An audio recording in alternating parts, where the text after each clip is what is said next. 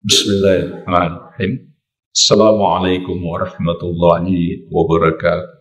Innal hamdalillah nahmaduhu wa nasta'inuhu wa nastaghfiruh wa na'udzu billahi min shururi anfusina wa sayyiati a'malina. May yahdihillahu fala mudilla lahu wa may yudlil fala hadiya lahu. Asyhadu an la ilaha illallah wahdahu la syarika lahu wa ashhadu anna Muhammadan abduhu wa rasuluh sallallahu alaihi wa ala alihi wa sahabatihi ajma'in wa man tabi'ahum bi ihsanin ila yaumiddin, amma ba'd. Fa ikhwani wa akhwati fillah, kaum muslimin wal muslimat rahimani wa rahimakumullah, semoga Allah subhanahu wa ta'ala senantiasa mencurahkan rahmatnya kepada kita sekalian.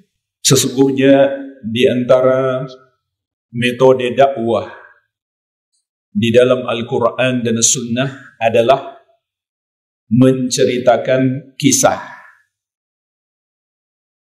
terutama kisah hamba-hamba Allah yang paling mulia, yaitu para nabi dan rasul alaihi wassalatu wassalam.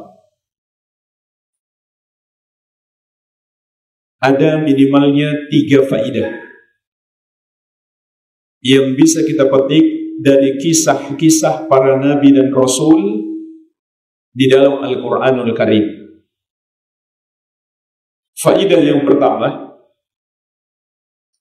agar kita beriman dan mencintai para nabi dan rasul alaihi wassalatu wassalam.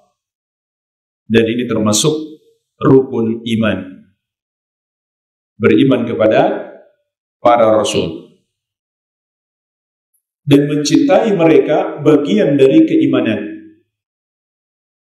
sehingga semakin besar cinta kita kepada para nabi dan rasul, pahala kita pun akan semakin besar. Dan ini ibadah yang sangat mudah. Cukup kita hadirkan di hati kita rasa cinta kepada para nabi dan rasul, kita dapat pahala.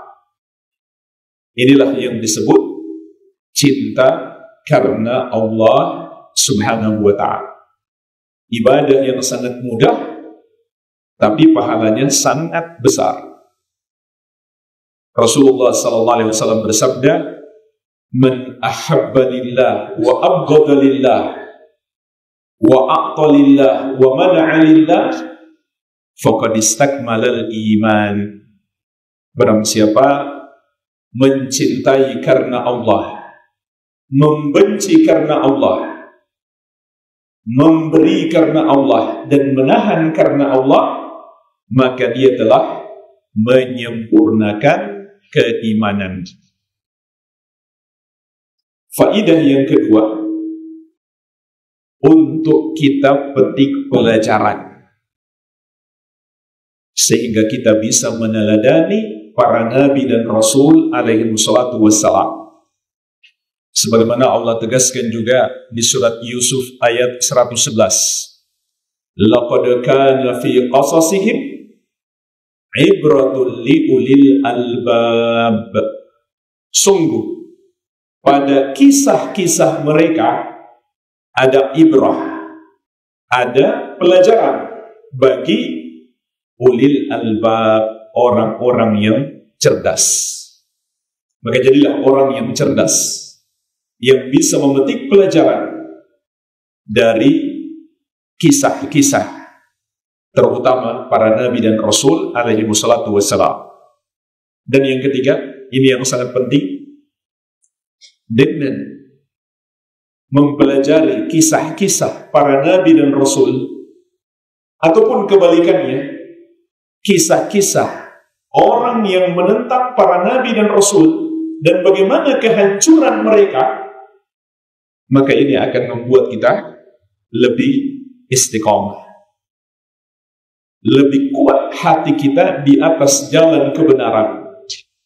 Bahkan jemaah sekalian, Nabi Muhammad SAW pun butuh untuk mengetahui kisah-kisah Nabi dan Rasul sebelum beliau, demi mengokohkan hati beliau, sebagaimana Allah sebutkan di surat Hud ayat 120.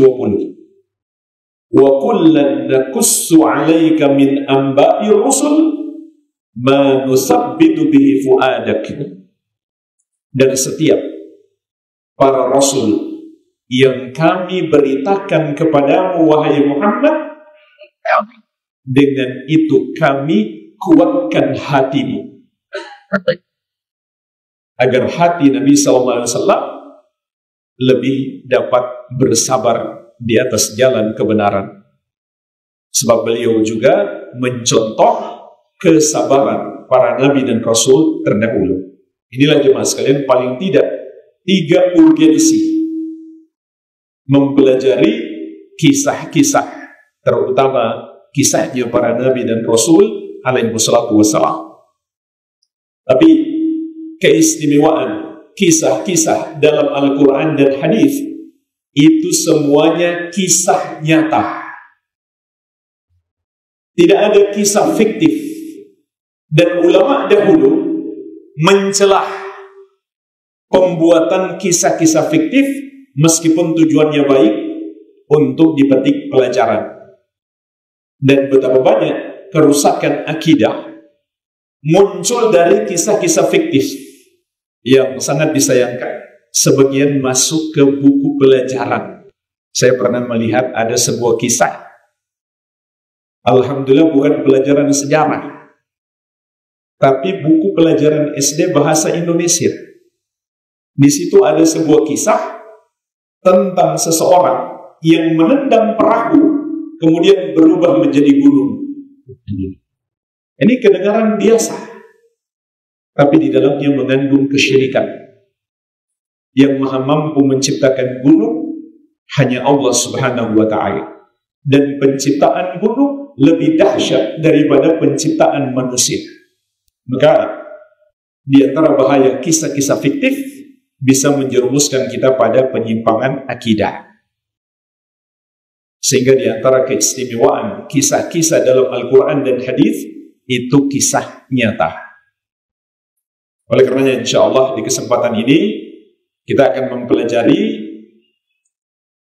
kisah 2 orang Nabi yang mulia, Nabi Musa alaihi salam dan Nabi Khadir.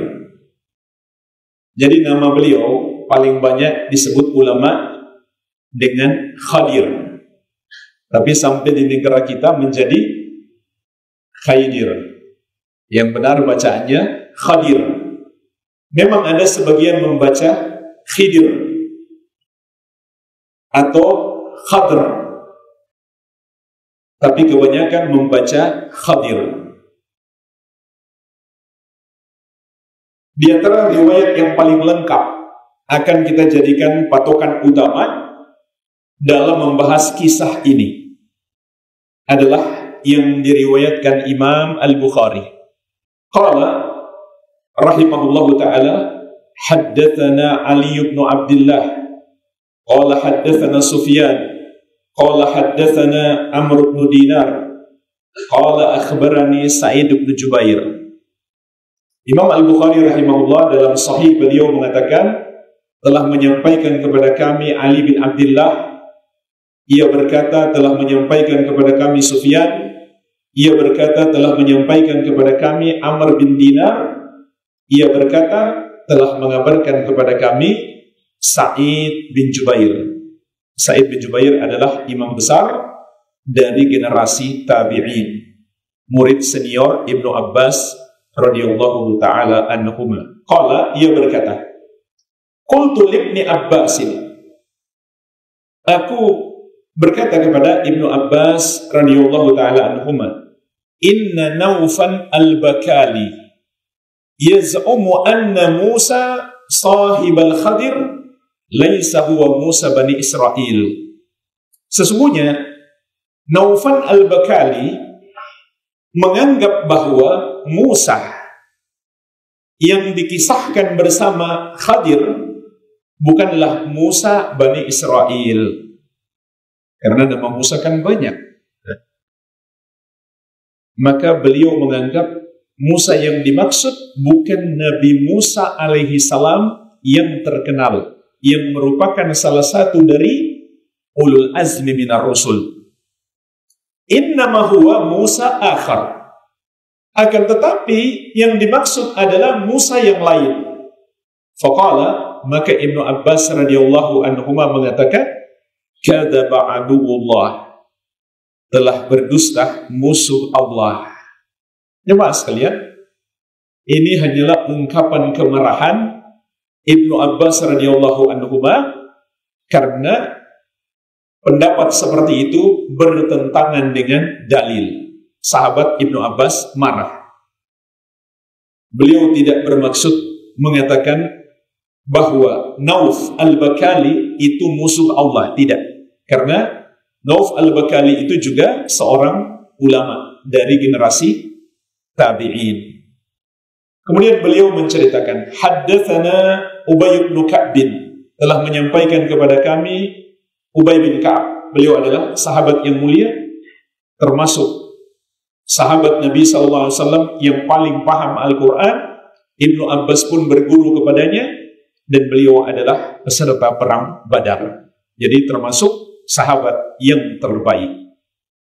Anin Nabi SAW, dari Nabi SAW, beliau bersabda, anna Musa qama khatiban fi Bani Israel, bahwasanya Nabi Musa alaihissalam pernah berkhutbah di tengah-tengah Bani Israel. Jadi jelas ya, Musa yang dimaksud adalah Nabi Musa alaihissalam, bukan Musa yang lain. Fasu'ila ayyun nasi a'lam, beliau pun ditanya, wahai Musa, manusia manakah yang paling berilmu? Faqala ana, maka Nabi Musa menjawab, aku. Fa'ataballahu alaih, maka Allah mencela Nabi Musa alaihi salam, menegur beliau, idlam yaruddal ilma ilaihi, karena tidak mengembalikan ilmu tentang siapakah orang yang paling berilmu kepada Allah Subhanahu wa taala. Maksudnya seharusnya beliau mengatakan Allahu a'lam. Faqala lahu, maka Allah Subhanahu wa taala berkata kepada beliau, bala li abdun bi majma'il bahrain huwa a'lamu minka. Bahkan aku memiliki seorang hamba yang berada di pertemuan dua lautan. Dia lebih berilmu daripada engkau. Tempat pertemuan dua lautan ini, jemaah sekalian, diperselisihkan para ulama di mana yang dimaksud. Ada yang mengatakan antara Laut Persia dan Romawi. Ada yang mengatakan di Tonjah, satu tempat di ujung barat. Ada yang mengatakan di dekat Azerbaijan. Yang jelas ini tempat yang sangat jauh. Dan di sini para ulama mengatakan maksud firman Allah Subhanahu wa taala, dia lebih berilmu daripadamu bukan dari semua sisi, hanya dari sebagian sisi saja. Tapi secara global Nabi Musa alaihissalam lebih berilmu daripada Khadir. Dan juga ulama Islam sepakat, tidak ada perbedaan pendapat, 5 nabi dan rasul lebih mulia daripada seluruh makhluk, yaitu Nabi Muhammad SAW, Ibrahim, Nuh, Musa, dan Isa alaihi wassalatu wassalam. Berarti Nabi Musa alaihissalam disepakati ulama lebih mulia daripada Nabi Khadir. Dan nanti insya Allah akan datang ucapan Nabi Khidir tentang ilmu yang dia miliki. Qala, maka Nabi Musa alaihissalam pun bertanya, ay Rabbi, wa kaifa li bihi, wahai Rabbku, bagaimana aku bisa sampai kepadanya? Maksudnya untuk menuntut ilmu. Maka ini semangat Nabi Musa alaihissalam dalam menuntut ilmu. Qala, maka Allah Subhanahu wa taala berfirman, ta'khudhu hutan fataj'aluhu fi miktal haitsu ma faqadtal hut fa huwa thamma. Engkau ambillah ikan, kemudian letakkan di sebuah keranjang. Kapan ikan itu hilang darimu, disitulah tempatnya hadir. Allah Subhanahu wa taala menolong Nabi Musa alaihissalam dengan membuat tanda. Bawa saja ikan, letakkan di keranjang. Kalau nanti ikan itu menghilang, disitulah tempatnya hadir. Wa akhadha hutan faja'alahu fi miktal. Maka Nabi Musa alaihissalam pun menangkap ikan lalu meletakkannya di keranjang. Tsumman talaqa huwa wa fatahu Yusha' ibn Nun. Kemudian beliau berangkat bersama seorang pemuda, pembantu beliau sekaligus murid beliau yang bernama Yusha' bin Nun. Dan kelak beliau menjadi seorang nabi yang melanjutkan Nabi Musa alaihissalam. Dan beliaulah yang Nabi SAW ceritakan matahari ditahan untuk beliau supaya tidak terbenam sampai beliau selesai berperang melawan orang-orang kafir. Setelah Nabi Musa alaihissalam wafat, beliaulah yang menggantikan Nabi Musa alaihissalam sebagai Nabi Bani Israel. Dan Allah sebutkan ucapan Nabi Musa alaihissalam kepada Yusha' bin Nun, wa idh qala Musa li fatahu la abrahu hatta abluga majma'al bahrain aw amdiya hukuba. Dan ingatlah tatkala Musa berkata kepada pembantunya, aku tidak akan berhenti berjalan sampai aku tiba di tempat pertemuan dua lautan tersebut, aw amdiya hukuba, atau aku akan terus berjalan meskipun bertahun-tahun lamanya. Ini luar biasa tekad dan semangat Nabi Musa alaihissalam dalam menuntut ilmu. Hatta idza ataya as-sakhrah wada'a ru'usahuma, sampai ketika keduanya sudah menempuh perjalanan yang sangat jauh, tibalah mereka ke sebuah batu. Mereka pun meletakkan kepala mereka, artinya mereka berbaring. Faraqada Musa, Nabi Musa alaihissalam pun tertidur. Wattarabal hut fakharaja, dan tiba-tiba ikan itu bergoncang, hidup, yang tadinya mati. Kemudian dia keluar dari keranjang itu. Nabi Musa alaihissalam tidak menyadari karena sedang tertidur. Sementara Yusha' bin Nun mengetahui hal tersebut. Beliau belum tertidur. Fasaqata fil bahri fattakhadha sabilahu fil bahri sarabai. Maka ikan itu pun jatuh ke laut karena mereka berjalan di pinggir lautan, lalu mengambil jalan menuju ke lautan. Syekh As-Sidi rahimahullah menerangkan dalam tafsir beliau, para ulama ahli tafsir menerangkan bahwa Allah jadikan air laut itu menyentuh keranjang mereka sehingga kena ke ikan tersebut. Tiba-tiba ikannya hidup, lalu dia masuk ke laut. Kemudian lanjutan hadis, fa amsakallahu anil hut jiryatal ma', maka Allah menahan pada jalannya ikan itu mengalirnya air. Fasara mithla ta', sehingga tempat jalannya ikan tersebut menjadi seperti sebuah saluran. Maksudnya jemaah sekalian, ikan itu tatkala dia keluar dari keranjang kemudian menuju ke laut, maka Allah jadikan memiliki bekas. Air laut tidak datang lagi ke situ untuk menutupinya. Itu maknanya. Allah tahan air laut sehingga tidak menutupi bekas ikan itu, yang akan menjadi tanda bagi Nabi Musa alaihissalam.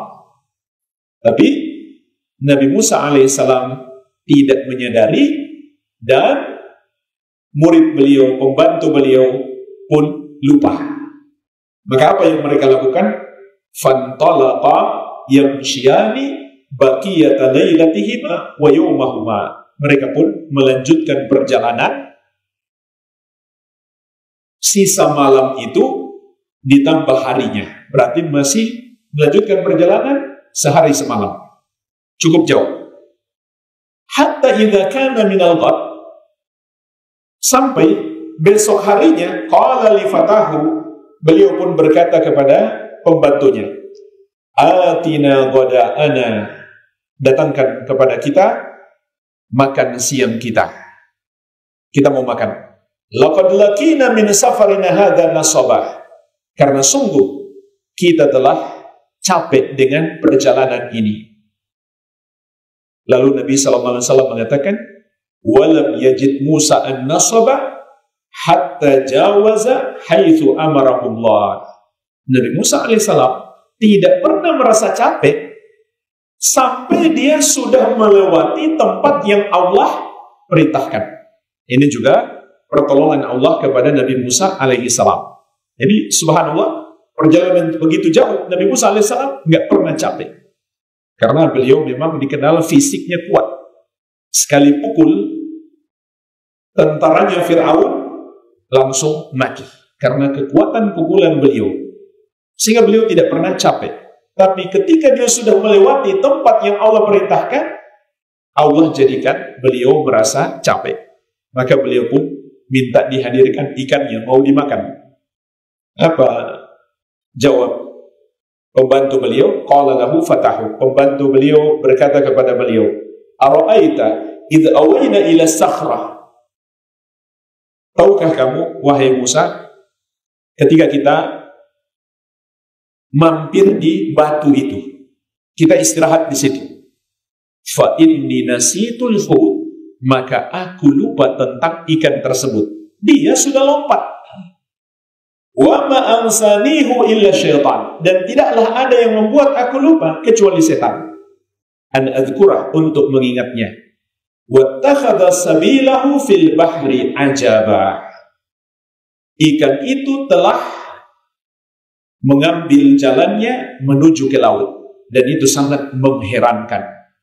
Lalu kata Nabi Muhammad SAW, fakana lil hut saraba wa lahuma ajaba. Maka ikan itu menemukan jalan ke laut, dan Nabi Musa serta Yusha bin Nun merasa heran. Kenapa? Karena itu ikan mati, tapi dia hidup dan menuju ke laut. Qala lahu Musa, maka Nabi Musa alaihissalam pun menyadari, dzalika ma kunna nabghi, itulah tempat yang kita cari. Fartadda ala atharihima qasasa. Mereka berdua pun kembali menyusuri jalanan yang sudah mereka lewati. Butuh sehari semalam lagi. Raja'a yakusani atharahuma. Mereka melalui jalan yang sama yang mereka lalui kemarin. Hatta tahaya ila sakhra, sampai mereka berdua tiba lagi di batu tersebut. Fa idza rajulun musajja bi thawbin, maka tiba-tiba ada seseorang yang menutup dirinya dengan sebuah pakaian. Fa sallama Musa faradda alaihi. Nabi Musa alaihissalam pun menyadari inilah Khadir yang mereka cari. Nabi Musa alaihissalam pun mengucapkan salam kepada beliau, lalu beliau membalas salamnya. Faqala, lalu beliau bertanya, wa anna bi ardika salam. Bagaimana bisa ada salam di negerimu? Qala, maka Nabi Musa alaihissalam berkata, ana Musa, akulah Musa. Qala Musa bani Israel, maka Nabi Khadir bertanya, apakah engkau Musanya Bani Israel? Qala na'am. Beliau berkata, ya. Allah sebutkan juga dalam Al-Quran tentang pertemuan ini, fawajada 'abdan min ibadina atainahu rahmatan min indina wa 'allamnahu min ladunna ilman.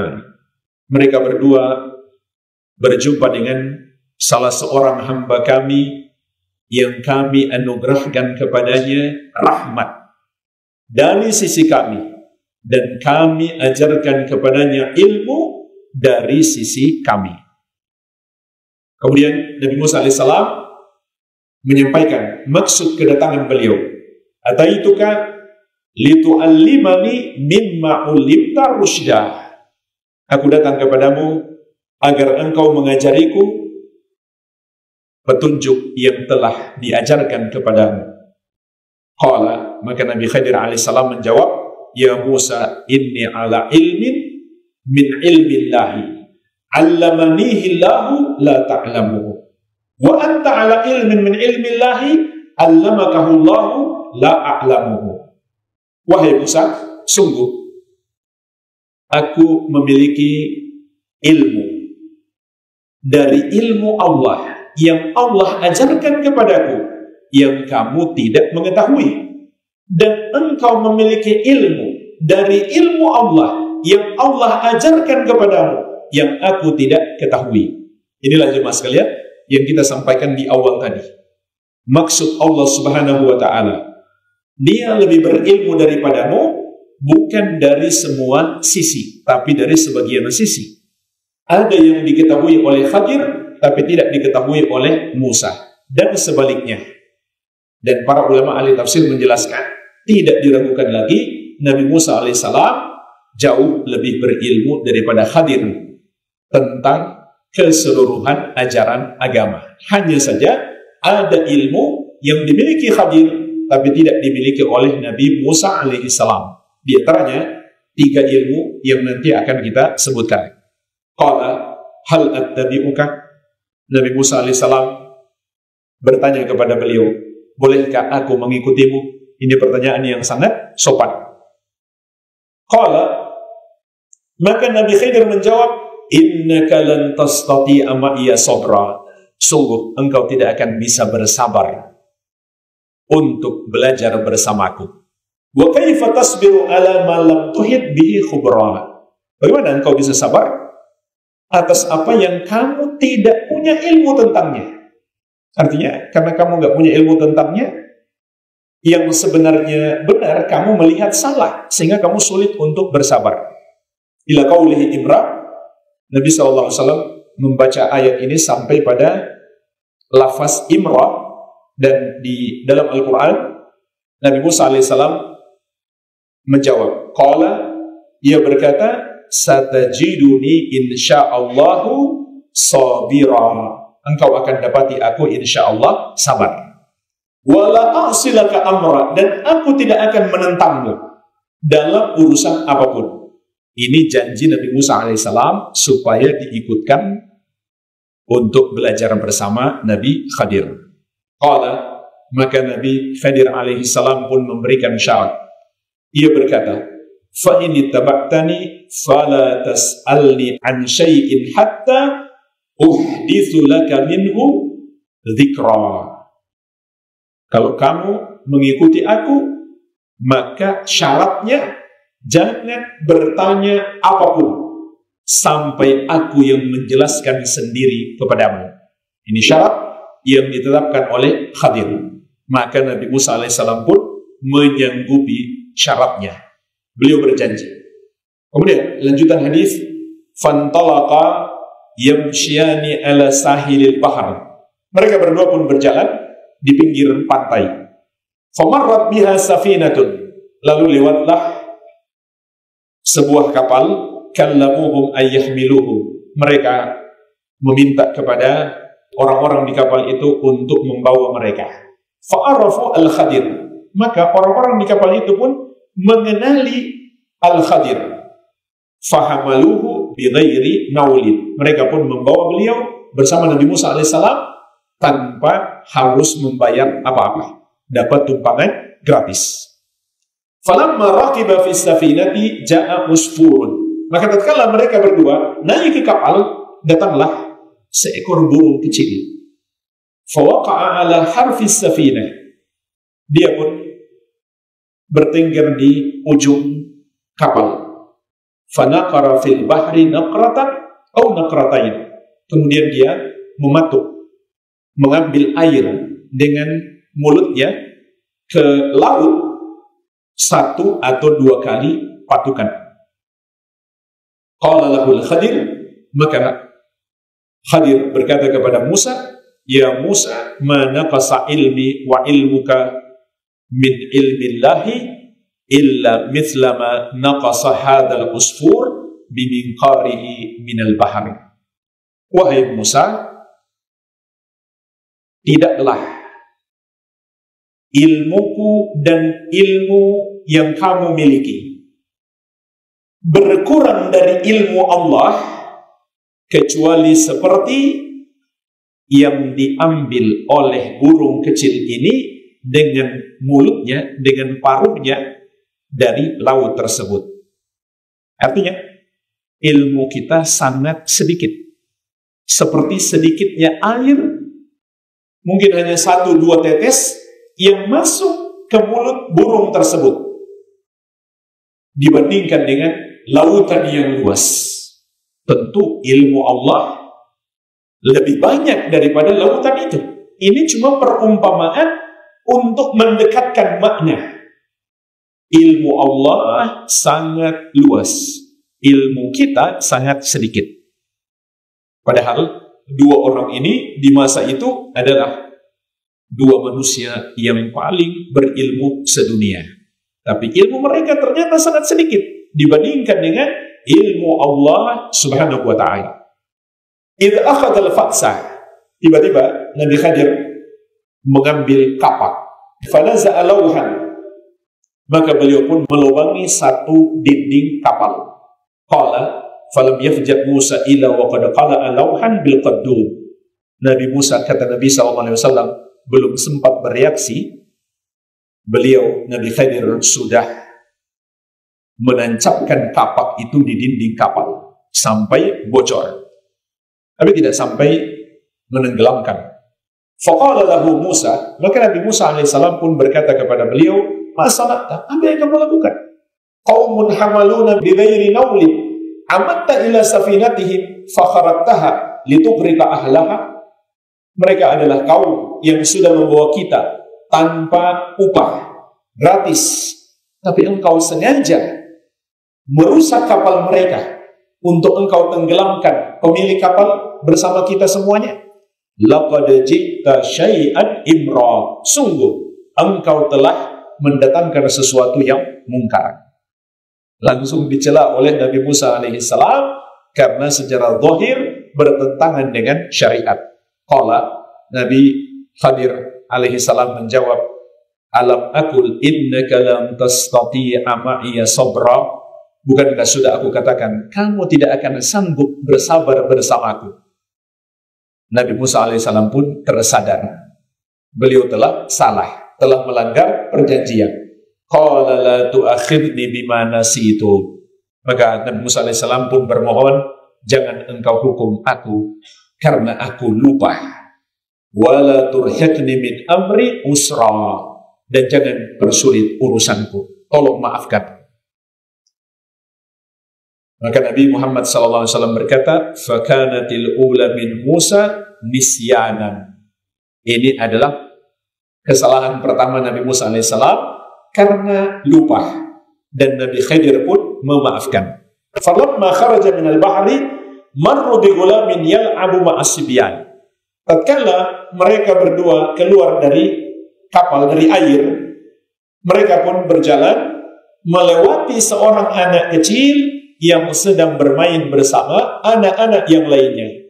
Fa'akhadha al-Khadir bi ra'sihi faqala'ahu bi yadihi. Maka Nabi Khadir alaihi salam menarik kepalanya dengan tangannya, dicekik anak itu. Faqala lahu Musa, maka Nabi Musa alaihissalam pun tidak tahan. Beliau langsung berkata saat itu juga, aqatalta nafsan zakiyatan bighairi nafsin? Apakah engkau membunuh jiwa yang tidak bersalah bukan karena dia membunuh orang lain, bukan karena kisos? Laqad ji'ta syai'an nukra, sungguh engkau telah mendatangkan sesuatu yang sangat mungkar. Qala, maka Nabi Khidir menjawab, alam aqul laka innaka lan tastati'a ma'iya sabra? Bukankah sudah aku katakan kepadamu, kamu tidak bisa bersabar bersamaku? Qala, Nabi Musa alaihissalam pun tersadar lagi. Tapi kali ini beliau sengaja, bukan lupa. Karena memang mengerikan membunuh seorang anak. Beliau menyadari kesalahannya, tapi beliau tidak lupa ketika itu. Lalu beliau berkata, in sa'altuka an syai'in ba'daha fala tusahibni qad balagta min ladunni udhra. Kalau aku bertanya lagi setelah ini, sudah, jangan izinkan lagi aku ikut denganmu, karena engkau telah banyak memberi uzur kepadaku.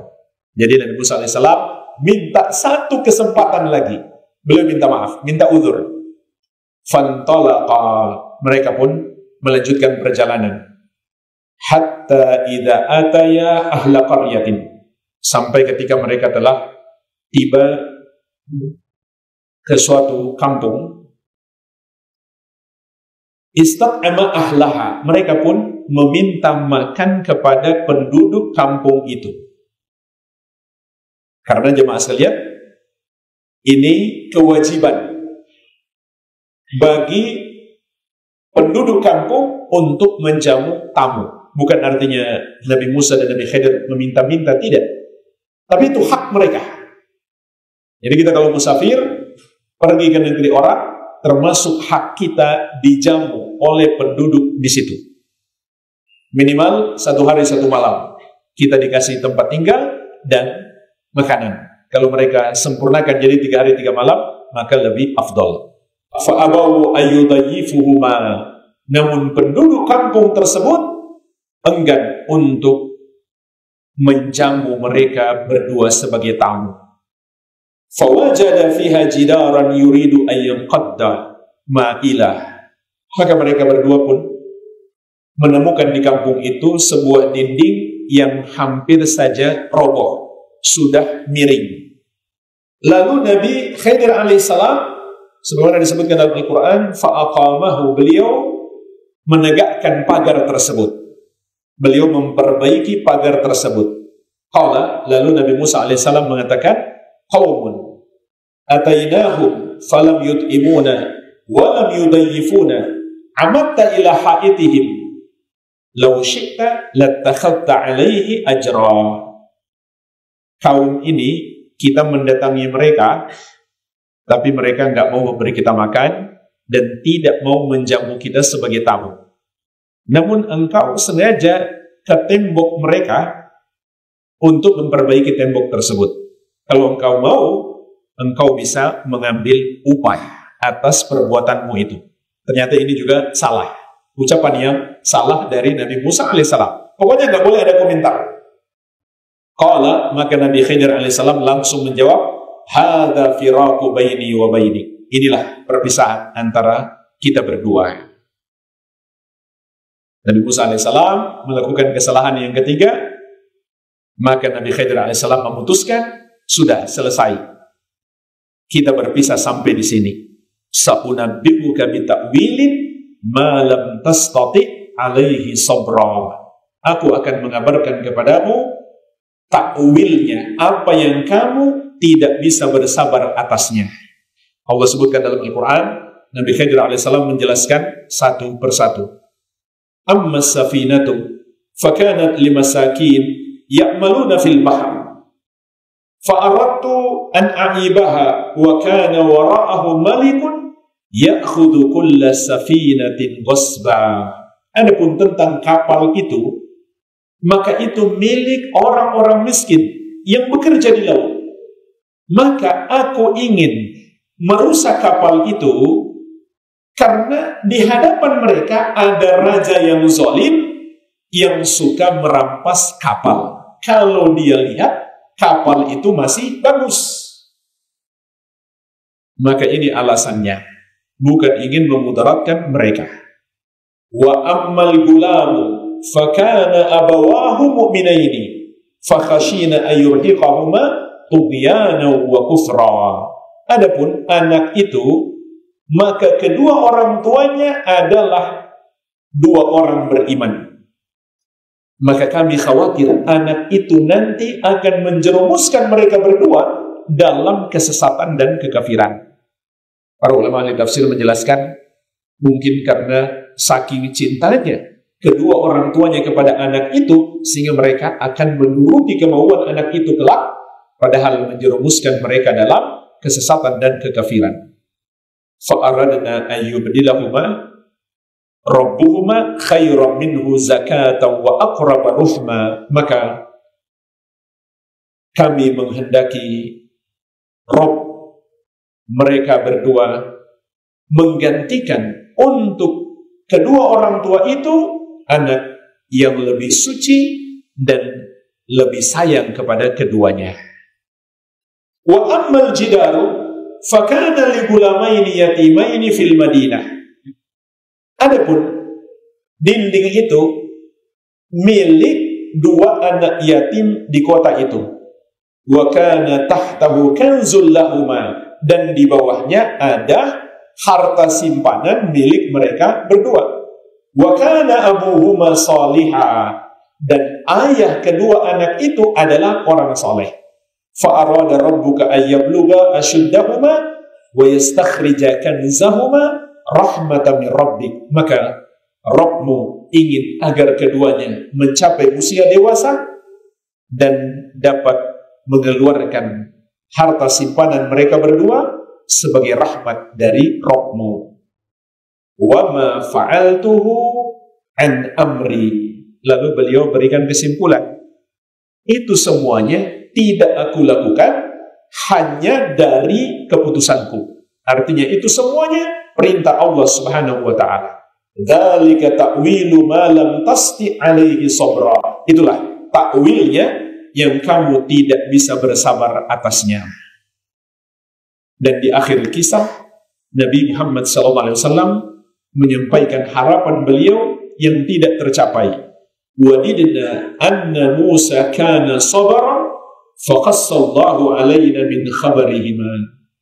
Kita sebenarnya menginginkan andai Nabi Musa alaihissalam bisa bersabar, sehingga makin banyak kisah yang Allah akan beritakan kepada kita tentang keduanya. Inilah jemaah sekalian, kisah Nabi Musa dan Nabi Khadir alaihima afdalus salati wassalam. Dan masih banyak riwayat-riwayat hadis yang melengkapi kisah ini. Tapi inti daripada kisah sudah kita temukan dalam riwayat yang kita baca, ditambah lagi dengan ayat-ayat Al-Quran. Banyak sekali pelajaran yang bisa kita petik dari kisah ini. Sampai ada ulama yang mengumpulkan menjadi 400 pelajaran dari kisah Nabi Khidir dan Nabi Musa alaihi wassalam. Banyak sekali pelajaran yang bisa kita petik padanya. Namun di malam hari ini kita akan memetik 5 pelajaran saja terkait dengan akidah. Pelajaran yang pertama, kisah Nabi Musa dan Nabi Khidir alaihissalam mengajarkan kepada kita tentang kekuasaan, keagungan, dan kebesaran Allah Subhanahu wa ta'ala. Dari mana bisa kita petik pelajaran ini? Dari awal sampai akhir kisah. Semuanya mengandung kekuasaan, keagungan, dan kebesaran Allah Subhanahu wa ta'ala. Bahwa Allah dialah yang maha mampu menakdirkan, menciptakan peristiwa itu. Karena manusia dan semua perbuatannya dua-duanya ciptaan Allah. Sebagaimana di surat As-Saffat Allah menegaskan, wallahu khalaqakum wa ma ta'malun, dan Allah yang menciptakan kamu dan apa yang kamu kerjakan. Semua ciptaan Allah. Kita dan semua perbuatan kita adalah ciptaan Allah Subhanahu wa ta'ala. Jadi dari awal sampai akhir kisah ini terkandung di dalamnya kekuasaan, keagungan, dan kebesaran Allah Subhanahu wa ta'ala. Dan juga ada poin-poin yang ajaib. Itu lebih dahsyat lagi menggambarkan kepada kita kekuasaan Allah. Di antaranya Allah jadikan lompatnya ikan itu sebagai tanda. Dan lebih dahsyat lagi, ikan itu sudah mati tadinya. Allah hidupkan lagi untuk menjadi tanda bagi Nabi Musa alaihissalam. Maka ini adalah kekuasaan dan kebesaran Allah Subhanahu wa ta'ala. Kemudian, keajaiban yang lain, air ditahan. Jadi setelah ikan itu lewat di jalan itu, supaya bekasnya nggak hilang, Allah tahan air laut sehingga tidak menutupi bekasnya. Bahkan Ibnu Abbas radhiyallahu anhu, sebagaimana disebutkan ulama ahli tafsir, mengatakan semua bagian laut yang dilewati oleh ikan itu menjadi kering seperti batu, sehingga dengan mudahnya Nabi Musa alaihissalam dapat mengenali tempat di mana mereka tinggalkan itu. Kemudian juga ketika Nabi Musa berjalan tidak pernah merasa capek, tapi Allah jadikan beliau capek setelah sudah melewati tujuannya, agar beliau mengoreksi kembali. Ini jangan-jangan sudah kelewatan. Ternyata betul sudah kelewatan. Ini menunjukkan keagungan dan kebesaran Allah Subhanahu wa ta'ala. Lalu pertanyaannya jemaah sekalian, setelah kita mengetahui keagungan, kebesaran dan kekuasaan Allah, setelah itu apa? Setelah itu harusnya hanya Allah Subhanahu wa ta'ala yang kita sembah. Meskipun kita yakin Allah Maha Kuasa, Maha Besar, Maha Agung, tapi kita menyembah kepada selain Dia, nggak ada gunanya. Tidak ada gunanya sama sekali. Seharusnya kalau kita punya akal sehat, jika kita telah mengetahui Allah dialah yang Maha Kuasa, Maha Agung, Maha Besar, maka kita pun yakin hanya Dia yang berhak disembah. Dan semua yang disembah selain Dia itu batil, salah, tidak benar. Oleh karenanya, Allah ingatkan tentang ketinggian dan kebesarannya setelah Allah menegaskan hanya Dia yang berhak disembah. Dan semua yang disembah selain Dia adalah salah. Yaitu di surat Al-Hajj ayat ke-62. Dzalika bi anna Allah huwal haq wa anna ma yad'una min dunihi huwal batil wa anna Allah huwal aliyyul kabir. Yang demikian itu dialah Allah, sesembahan yang benar, dan semua yang mereka sembah selain Dia adalah salah, tidak benar. Ini penegasan dari Allah. Hanya Dia yang berhak disembah, selain Dia salah, tidak benar. Kemudian Allah jelaskan apa alasannya? Wa annallaha huwal aliyyul kabir, dan bahwasanya Allah dialah yang maha tinggi lagi maha besar. Maha tinggi kekuasaannya, maha tinggi semua sifat-sifatnya, dan maha tinggi keberadaannya di atas segala sesuatu, dan dialah yang maha besar. Kalau begitu, hanya Dia yang berhak disembah. Dan Allah pun mencela orang musyrik di masa Nabi SAW. Mereka mengagungkan Allah, mereka yakin Allah Maha Kuasa. Makanya jemaah sekalian, Abraha ingin menghancurkan Ka'bah karena orang-orang musyrik Arab memuliakan Ka'bah. Kenapa? Karena mereka tahu itu adalah Baitullah, rumah Allah. Ketika Abraha datang membawa pasukan bergajah yang sangat dahsyat, suku-suku Arab di sepanjang perjalanan Abraha mencoba untuk menghalanginya, tapi semuanya dihabisi oleh Abraha. Lalu apa yang dilakukan oleh orang-orang Quraisy yang tinggal di sekitar Ka'bah? Mereka mengungsi. Kenapa? Karena satu keyakinan Allah Maha Kuat, dan rumah rumah ini milik Allah, pasti Abraha dihancurkan. Dan keyakinan mereka terbukti. Jadi jangan kita mengira mereka menyembah berhala lalu sudah nggak punya iman kepada Allah sama sekali. Tidak, mereka masih punya iman. Mereka yakin Allah Maha Kuasa, Maha Besar, mampu menghancurkan Abraha. Namun bersamaan dengan itu mereka menyembah kepada selain Allah. Oleh karenanya di surat Az-Zumar ayat ke-67 Allah mengatakan, "Wa ma qadarullaha haqqa qadri." Mereka, orang-orang musyrik itu tidak memuliakan Allah dengan sebenar-benar pemuliaan.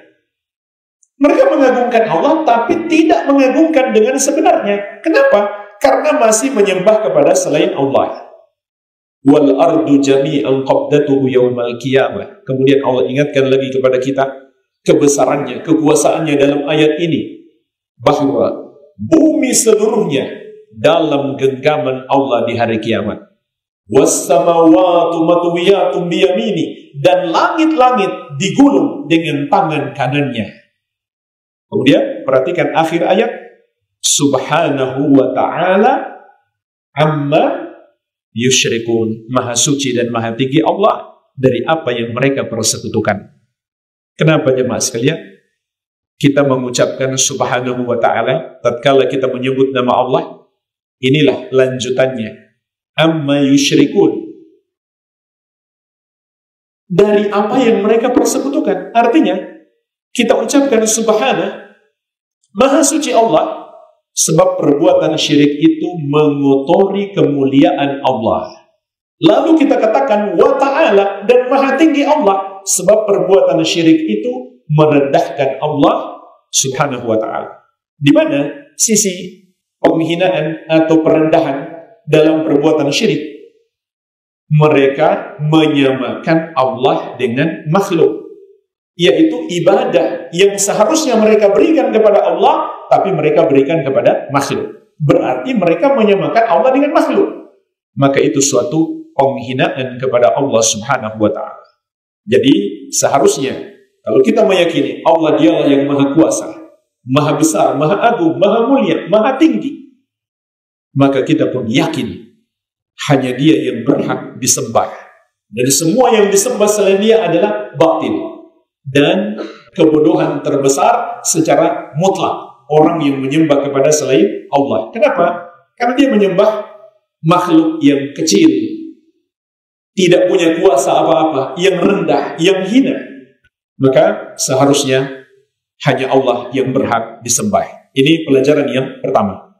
Pelajaran yang kedua, luasnya ilmu Allah subhanahu wa ta'ala. Ini secara umum, dan lebih khusus lagi, hanya Allah yang mengetahui perkara gaib. Jadi terkait ilmu Allah, dalam kisah ini kita bisa memetik pelajaran umum dan khusus. Secara umum menunjukkan luasnya ilmu Allah subhanahu wa ta'ala. Diibaratkan, diperumpamakan oleh Nabi Khidir alaihissalam. Ilmu manusia itu hanya seperti tetesan air dibandingkan air di lautan yang begitu luas. Artinya nggak ada apa-apanya. Ilmu manusia tidak ada apa-apanya dibandingkan dengan ilmu Allah subhanahu wa ta'ala. Dan secara khusus hanya Allah yang maha tahu perkara gaib. Sebab jemaah sekalian, ini juga cabang pelajaran. Para nabi dan rasul tidak tahu perkara gaib. Buktinya apa? Nabi Musa alaihissalam sampai kelewatan. Nggak tahu beliau perkara gaib. Sampai kelewatan dari tempat tujuan yang sebenarnya. Yusha bin Nun, wali Allah ketika itu belum diangkat menjadi nabi, juga tidak tahu perkara gaib. Sampai lupa. Bukan yang maha tahu, masih manusia biasa yang bisa lupa. Kemudian ketika Nabi Musa berjumpa dengan Nabi Khidir awalnya tidak mengenal Nabi Musa alaihissalam. Nabi Khidir tidak tahu perkara gaib. Sampai beliau bertanya, engkaukah Musa Bani Israel? Karena beliau tidak tahu perkara gaib. Dan Allah tegaskan juga agar Nabi Muhammad SAW menyampaikan kepada manusia, beliau tidak tahu perkara gaib. Dalam surat Al-A'raf ayat 188. Katakan, wahai Muhammad, bahwa engkau tidak tahu perkara gaib. Walau kuntu a'lamul ghaiba lastakthartu minal khair wa ma massaniya su. Andai aku tahu perkara gaib, maka aku akan memperbanyak kebaikan dan tidak akan ditimpa keburukan. Di perang Uhud, Nabi SAW tertimpa serangan. Andai beliau tahu perkara gaib, beliau bisa menghindar. Ternyata beliau tidak tahu akan datang serangan menimpa beliau, sampai kepala beliau berdarah dan gigi beliau pecah. Oleh karenanya jemaah sekalian, sungguh bodoh kita kalau percaya ada orang yang ngaku-ngaku tahu perkara gaib. Sebab para nabi dan rasul saja tidak mengetahui perkara gaib. Hanya Allah tabaraka wa ta'ala, dialah yang maha berilmu. Dialah Allamul Ghuyub, yang maha mengetahui tentang perkara-perkara gaib. Lalu apa pengaruhnya kalau kita telah memahami luasnya ilmu Allah dan bahwa Allah mengetahui semua yang gaib? Maka seharusnya kita semakin bertakwa kepada Allah Subhanahu wa ta'ala.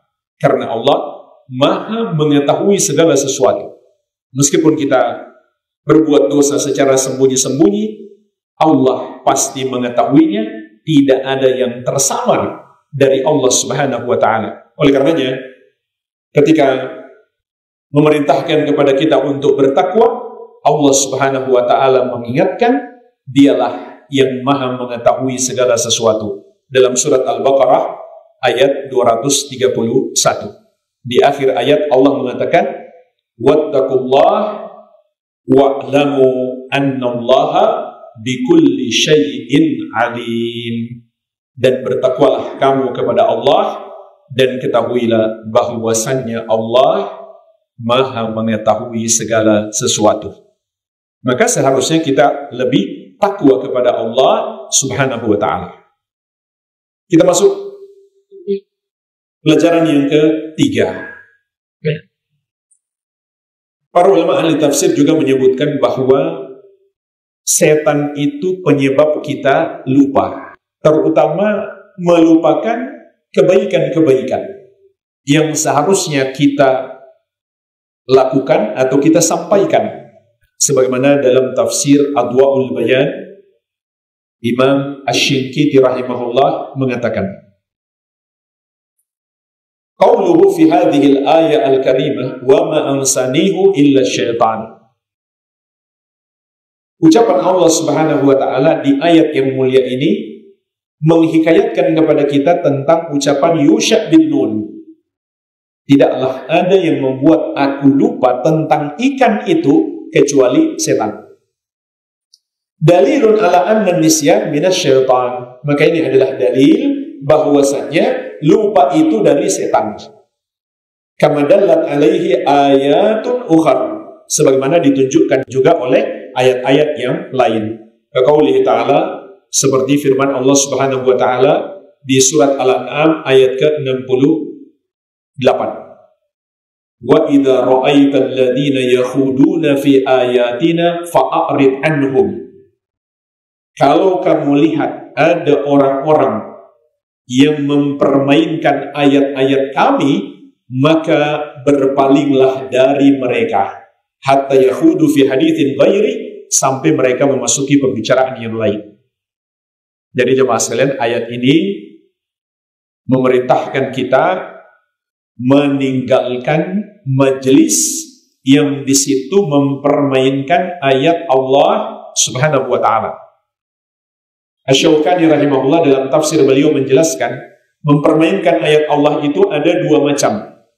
Yang pertama, mereka mengolok-olok, dan ini adalah kekufuran.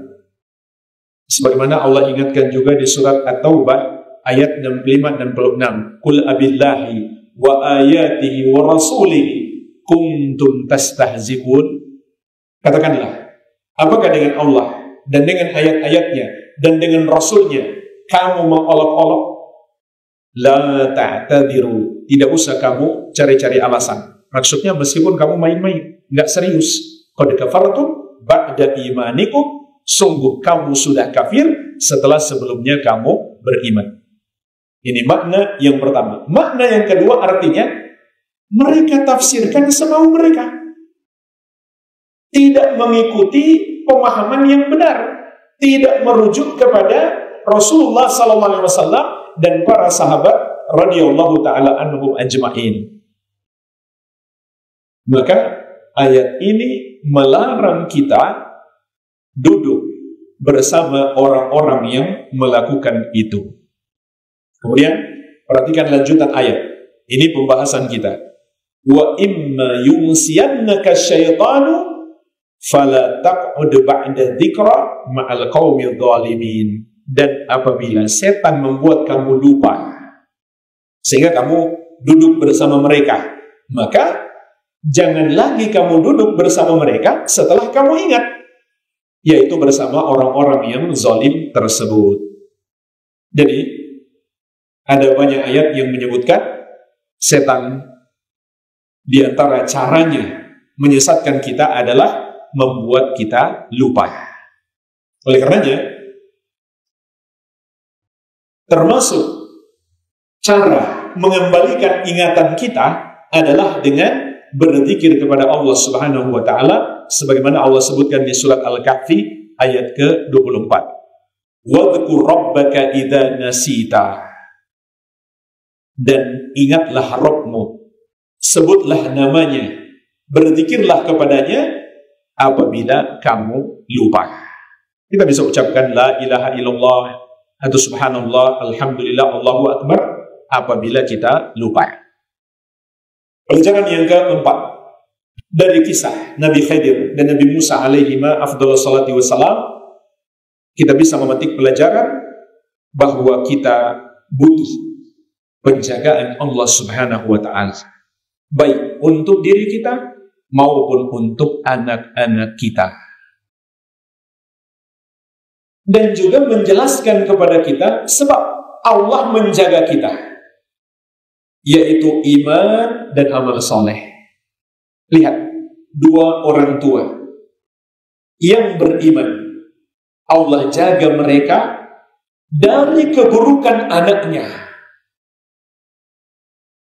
Begitu pula dua anak yatim, Allah jaga mereka, bahkan harta mereka pun Allah jaga. Kenapa? Wa kana abuhuma sholihah. Karena orang tua kedua anak itu adalah orang soleh. Ibnu Abbas radhiyallahu anhu mengatakan, hufidha bisalahi abawayhima. Dua anak itu dijaga karena kesolehan kedua orang tuanya. Maka kita pun paham, inilah penjagaan terbaik untuk keluarga kita. Jadilah orang beriman dan beramal saleh.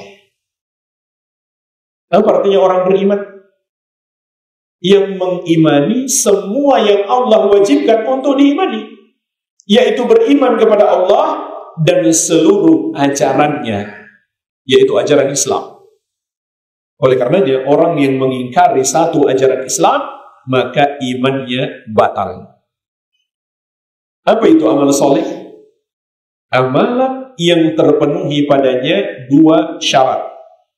Yang pertama dilakukan dengan ikhlas, yaitu hanya mengharapkan balasan dari Allah semata, bukan balasan dari makhluk.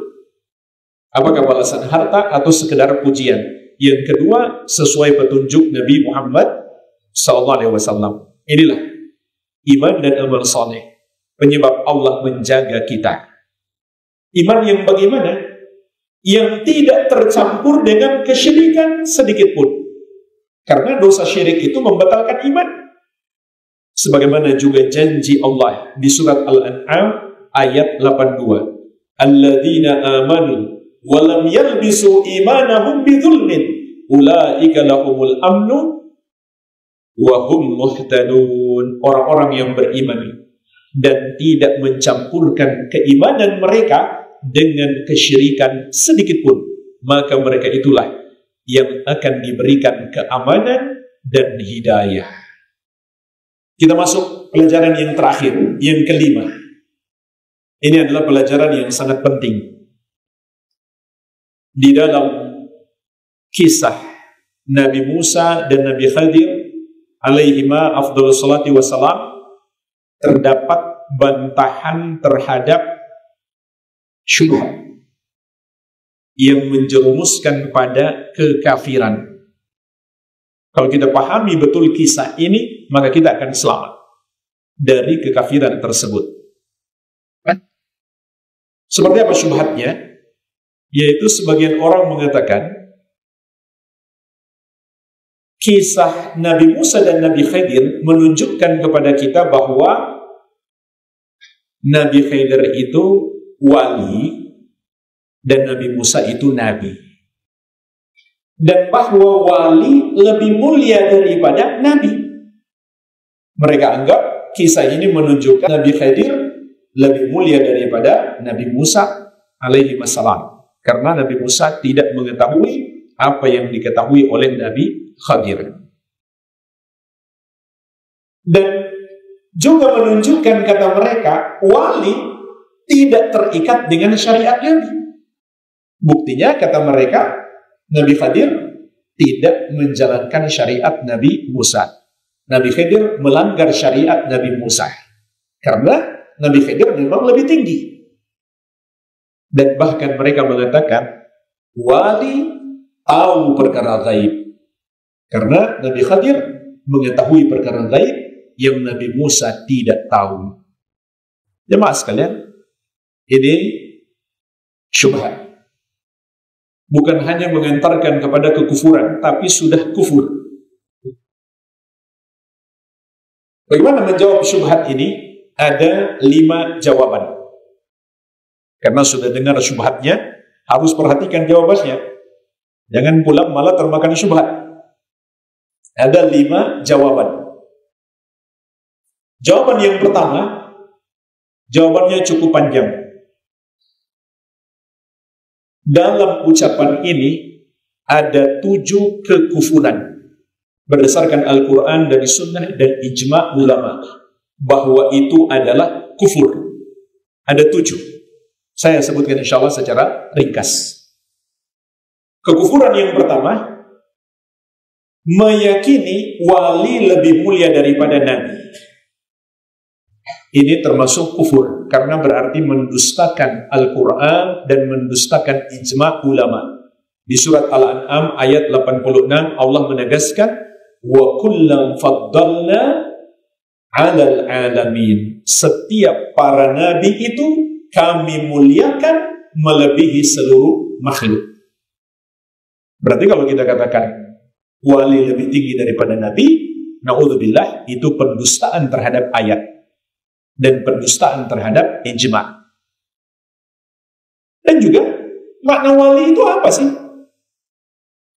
Allah sebutkan di surat Yunus ayat 63. Wali-wali Allah itu adalah alladzina amanu wa kanu yattaqun. Orang yang beriman dan bertakwa. Yang paling beriman dan bertakwa adalah para nabi dan rasul. Berarti sebenarnya mereka adalah wali yang paling tinggi. Cuma sebagian orang menganggap wali itu adalah orang sakti. Bisa sholat di atas daun misalkan. Tidak ada syarat, tidak ada ajaran Islam yang mengatakan wali itu harus sakti. Bahkan orang sakti itu dalam Islam adalah dukun, tukang sihir. Nggak ada kesaktian dalam Islam. Karomah ada, tapi itu bukan kesaktian. Itu adalah keajaiban yang Allah perjalankan, bukan kesaktiannya, bukan. Makanya Nabi SAW dan para sahabat nggak punya ilmu kebal, nggak punya tenaga dalam. Di perang Uhud mereka terluka dan mereka menggunakan pedang, tumbak, panah, bukan tenaga dalam. Ini kekufuran yang pertama. Kekufuran yang kedua, mereka meyakini berarti Nabi Muhammad SAW tidak diutus untuk semua manusia. Karena mereka mengatakan kalau sudah jadi wali, tidak terikat dengan syariat Nabi, maka ini adalah kufur. Karena mendustakan Al-Quran, diantaranya dalam surat Al-A'raf ayat 158. Allah Subhanahu wa Ta'ala berfirman, "Qul ya ayyuhan nas, inni rasulullahi ilaikum jami'an." Katakan, wahai Muhammad, wahai manusia, sesungguhnya aku adalah utusan Allah kepada kamu semua. Jadi kalau ada yang mengatakan sudah jadi wali, tidak lagi harus mengamalkan syariat Nabi Muhammad SAW, sama saja dia mengatakan Nabi tidak diutus kepada wali. Na'udzubillah, ini adalah pendustaan terhadap ayat. Kekufuran yang ketiga, menghalalkan yang haram. Karena jemaah sekalian, mereka sampai contoh menghalalkan zina. Kenapa? Karena yang melakukan itu wali. Memang secara syariat haram, tapi secara hakikat tidak haram, kata mereka. Dan ini sudah diingatkan ulama sejak dahulu. Masih ada sampai hari ini orang yang berpemahaman seperti itu. Di antaranya disebutkan oleh Al-Qadhi Iyad di dalam kitabnya Asy-Syifah. Kata beliau, "Ajma'al muslimuna ala takfiri kulli man istahalla al-qatlah aw shurba al-khamri aw az-zina mimma harrama Allah ba'da ilmihi bitahrimihi." Ulama Islam sepakat atas pengkafiran terhadap orang yang menghalalkan pembunuhan atau minum khamar atau zina serta apa saja yang Allah haramkan setelah dia tahu itu perbuatan haram. Jadi lihat jemaah sekalian, ini nggak ada perbedaan pendapat. Makanya pengkafiran itu ada dua macam. Pengkafiran yang wajib dan pengkafiran yang haram. Pengkafiran yang wajib adalah kepada orang kafir, yang haram kepada sesama muslim. Ini disepakati ulama, nggak ada perbedaan pendapat. Ulama Islam dari seluruh mazhab, Hanafi, Maliki, Syafi'i, dan Hambali sepakat. Orang yang mengatakan membunuh itu halal, minum khamar itu halal, berzina itu halal, maka dia kafir, murtad, keluar dari Islam. Dan itu tidak sama dengan orang yang minum khamar dan orang yang berzina. Ada orang yang minum khamar, tapi dia masih yakin ini haram. Ada orang yang berzina, tapi dia yakin ini haram. Maka dia disebut orang fasik, pelaku dosa besar. Meskipun dia tidak minum khamar, dia tidak berzina, tapi dia mengatakan itu halal, maka dia kafir. Kecuali dia baru masuk Islam, belum tahu, maka dia dapat uzur. Tapi kalau dia sudah tahu, kemudian dia katakan halal, maka ulama Islam tidak beda pendapat. Itu adalah kufur. Kemudian beliau berikan contoh, kelompok mana yang berpendapat seperti itu? Ka ashabil ibahah minal karamitah. Seperti ashabul ibahah, orang-orang yang membolehkan yang haram dari kalangan karamitah, yaitu sekelompok Syiah. Wa ba'di gulati sufiyah, dan sebagian sufi ekstrim. Artinya enggak semua sufi seperti itu. Ada jenis sufi, tarekat tasawuf, yang disebut gulat ekstrim, yang orang-orang sufi yang lainnya pun mengkafirkan mereka. Di antara keyakinan mereka itu tadi, kalau sudah jadi wali, yang haram sudah halal bagi dia. Padahal ini adalah sesuatu yang kufur berdasarkan kesepakatan ulama. Kekufuran yang keempat, dan ini yang paling parah. Kenapa mereka mengatakan wali bisa lebih mulia daripada nabi? Karena di antara mereka sampai meyakini wali itu sudah menyatu dengan Allah Subhanahu wa ta'ala. Inilah yang mereka sebut wihdatul wujud, atau dalam bahasa Jawa manunggaling kaula Gusti. Syekhul Islam Ahmad bin Abdul Halim Al-Harrani rahimahullah ta'ala sebagaimana di dalam fatwa beliau berkata, wa ammal ittihadul mutlaq alladhi huwa qawlu ahli wihdatul wujud alladhina yaz'umuna anna wujudal makhluq huwa ainu wujudil khaliq. Adapun penyatuan secara mutlak antara Allah dengan makhluk yang merupakan pendapat pengikut wihdatil wujud yang menganggap bahwa adanya makhluk adalah zat pencipta itu sendiri, makhluk adalah pencipta itu sendiri, menyatu. Maka kata beliau, fahadha ta'tilul lisani wa juhudun lahu. Ini adalah pengingkaran terhadap adanya sang pencipta, penentangan terhadap adanya sang pencipta. Wa huwa jami'un likulli syirkin. Maka ini mengumpulkan semua kesyirikan. Artinya, kalau mereka menganggap Allah menyatu dengan makhluk, berarti nggak ada pencipta. Semua jadi pencipta karena menyatu dengan pencipta. Na'udzubillah. Kata beliau, ini mengumpulkan semua jenis kesyirikan.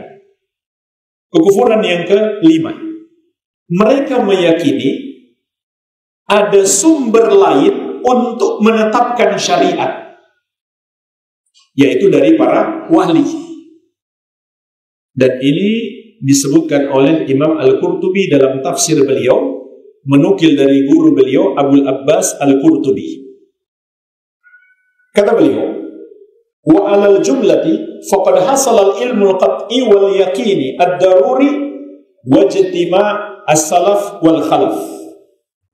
Secara umum telah jelas ilmu secara pasti dan yakin yang daruri, yang tidak mungkin seorang muslim tidak tahu, dan adanya ijma' ulama, baik ulama terdahulu maupun ulama belakangan, ala anna, bahwasannya la tariqa li ma'rifati ahkamillahi ta'ala allati hiya raji'atun ila amrihi wa nahyihi. Tidak ada jalan untuk mengenal hukum-hukum Allah Subhanahu wa ta'ala yang kembali kepada perintah dan larangan Allah, wala yu'raf syai'un minha, dan tidak akan diketahui satu pun tentang hukum Allah illa min jihati rusul, kecuali melalui jalan para rasul. Sepakat ulama Islam, tidak ada perbedaan pendapat. Tidak mungkin hukum itu ditetapkan oleh para wali, hanya melalui satu jalan, yaitu rasul. Faman qala inna hunaka tariqan ukhra yu'raf biha amruhu wa nahyuhu ghairu rusul. Maka barang siapa mengatakan ada jalan lain yang dengannya bisa diketahui perintah dan larangan Allah selain jalannya para rasul, haitsu yastagni anir rusul, yang kemudian dia tidak lagi membutuhkan para rasul, fahuwa kafirun, maka dia kafir. Ini ditegaskan dalam tafsir Al-Qurtubi. Ini termasuk kekufuran dan menyelisihi ijma', menyelisihi kesepakatan seluruh ulama Islam. Jadi itu pemahaman baru. Jadi mereka memahami bahwa Nabi Khidir alaihissalam wali bisa menetapkan syariat yang tidak diketahui oleh para nabi dan rasul. Berarti wali bisa menetapkan hukum. Maka ini adalah akidah yang bertentangan dengan kesepakatan ulama. Kekufuran yang keenam, mereka mengklaim wali tahu perkara gaib. Maka ini kufur karena hanya Allah Subhanahu wa ta'ala yang maha tahu perkara gaib. Di antaranya Allah tegaskan di surat An-Naml ayat ke-65. Qul la ya'lamu man fis samawati wal ardil ghaiba illallah. Katakanlah, tidak ada yang mengetahui perkara gaib, satu pun makhluk di langit maupun di bumi, kecuali Allah Subhanahu wa ta'ala. Malaikat di langit pun tidak tahu perkara gaib. Kalau Allah tidak beritahu, mereka tidak tahu. Maka mengklaim para wali tahu perkara gaib adalah syirik. Kemudian, kalau mereka mengatakan para wali itu kan dapat perkara gaibnya dari Allah, maka ini masuk pada kekufuran yang ke-7. Kenapa? Ini sama dengan mengaku sebagai nabi. Ini dikatakan oleh Imam Al-Qurtubi rahimahullah di dalam tafsir beliau. orang yang mengaku mendapatkan wahyu dari Allah atau ilham dari Allah tentang perkara gaib, dia sama saja mengaku sebagai nabi. Kenapa? Karena Allah mengabarkan kepada kita yang dapat berita-berita tentang perkara-perkara gaib itu hanya nabi dan rasul. Di surat Al-Jin ayat 26-27. Alimul ghaibi fala yudhiru ala ghaibihi ahadan illa man irtada mir rasulin. Allah yang maha tahu perkara gaib, maka Allah tidak tampakkan perkara gaib tersebut kepada seorang pun kecuali kepada rasul yang Allah ridhoi. Dan mengaku sebagai nabi dan rasul setelah diutusnya Nabi Muhammad SAW itu juga disepakati ulama adalah kekufuran, karena beliau adalah khataman nabiyyin, penutup para nabi. Inilah jemaah sekalian jawaban yang pertama. Jawaban berikutnya lebih singkat. Jawaban yang pertama agak panjang. Dalam keyakinan pada syubhat tadi mengandung 7 kekufuran. Sekarang jawaban yang kedua. Mayoritas ulama berpendapat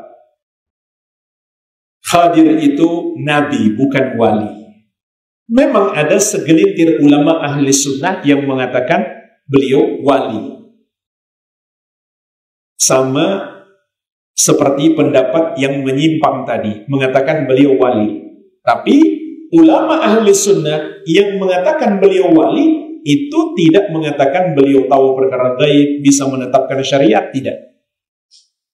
Akan tetapi mayoritas ulama ahli sunnah berpendapat beliau nabi, bukan sekedar wali. Dan dalil yang menguatkan beliau adalah nabi minimalnya ada 2. Yang pertama, beliau tahu perkara gaib. Tadi sudah kita sebutkan dalilnya. Surat Al-Jin ayat 26-27. Allah hanya memberitahu perkara gaib kepada nabi. Beliau sudah tahu anak itu kelak jadi apa. Karena Allah beritahu. Allah tidak mungkin beritahukan perkara gaib itu kecuali kepada nabi. Surat Al-Jin ayat 26-27. Yang kedua, sampai membunuh seorang anak itu nggak mungkin dilakukan oleh seorang wali. Jadi, misalkan zaman sekarang, seorang wali mengaku, saya dapat ilham, saya harus membunuh si fulan. Itu disepakati ulama, itu batil, nggak boleh dia melakukannya. Jadi nggak mungkin bisa sampai membunuh orang kecuali dia benar-benar menerima wahyu dari Allah Subhanahu wa Ta'ala. Berarti beliau seorang nabi. Jadi ini jawaban yang kedua. Khadir adalah nabi, bukan wali. Jawaban yang ketiga, kenapa beliau secara zahir menyelisihi syariat Nabi Musa alaihissalam? Karena beliau menerima wahyu. Sekarang mereka menyelisihi syariat Nabi Muhammad SAW. Wahyu dari mana?